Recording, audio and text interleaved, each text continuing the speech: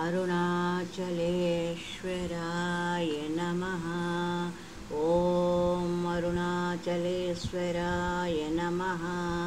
ॐ अपीतकुचलाम्बा सहित अरुणाचलेश्वराय नमः।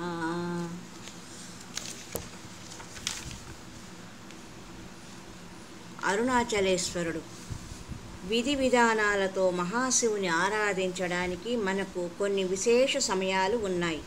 మహాశివరాత్రి, మాస శివరాత్రులు, సోమవారాలు, కార్తీక మాసం, శ్రావణ మాసం మొదలైనవి శివోపాసనకు శ్రేష్టమైనది.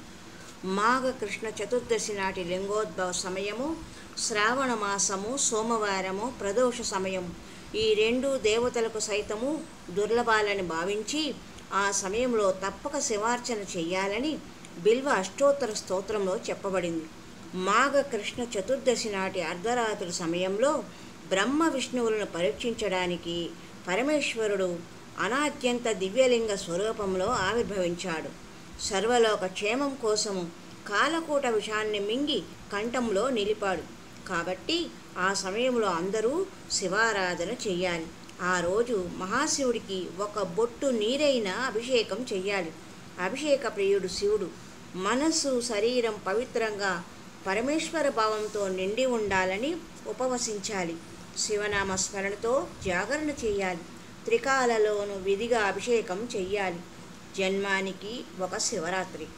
సనాతన భారతీయ సాంప్రదాయంలో ఆలయాలు ఆధ్యాత్మిక భక్తి జ్ఞాన ప్రదాతలు. పండుగలలోనూ పర్వదినాలలోనూ దివ్యక్షేత్రాల యాత్రలు చేయడము ఎంతో తృప్తిని, ఆధ్యాత్మిక శక్తిని కలిగిస్తాయి. సర్వం శివమయం. ఈశావాస్యమిదం సర్వం. పంచారామ క్షేత్రాలు, పంచభూత లింగాలు, ద్వాదశ జ్యోతిర్లింగాలు, ప్రసిద్ధ శివక్షేత్రాలు ఈ సమయంలో భక్తజన సందోహంతో కళకళలాడిపోతుంటాయి. అటువంటి దివ్యక్షేత్రాలలో ప్రముఖమైనది అరుణాచలం, తిరువణ్ణామలై. ఓం అరుణాచలేశ్వరాయ నమః. హిమాలయాలలాగే అరుణాచలం కూడా ఋషులకు, సిద్ధులకు ఆశ్రయభూమి.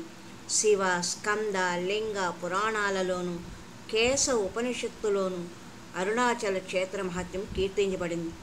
ఈ కాండను తూర్పు భాగంలో ఉన్న ప్రవాళము పవలకుండ్రు అనే ప్రదేశంలో గౌతముడు తపస్సు చేసినట్లు ప్రసిద్ధి. కొండ మీద ఒక వటవృక్షం క్రింద పరమశివుడు సిద్ధరూపుడై ఉన్నాడు అన్న నమ్మకం ఉంది.